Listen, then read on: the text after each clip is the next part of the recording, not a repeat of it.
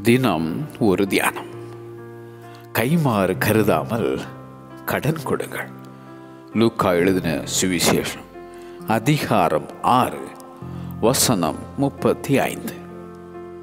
உங்களுக்குள் சிறுமைப்பட்டிருக்கிற ஜனங்களில் ஒருவனுக்கு நீங்கள் பணம் கடனாக கொடுத்திருந்தால் வட்டி வாங்குகிறவர்கள் போல அவனிடத்தில் வட்டி வாங்க வேண்டாம் என்பது கட்டளை.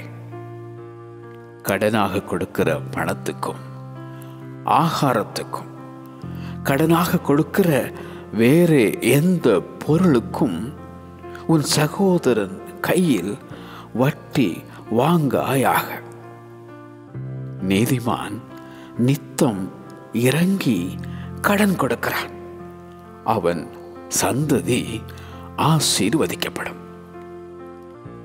ஏழைக்கு இறங்குகிறவன் கர்த்தருக்கு கடன் கொடுக்கிறான், அவன் கொடுத்ததை அவர் திரும்ப கொடுப்பார்.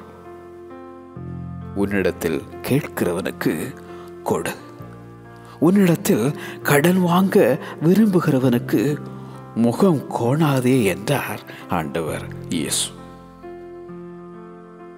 கைமாறு கருதாமல் கடன் கொடுங்கள். கைமாறு கருதாமல் கடன் கொடுங்கள். ஆமென்.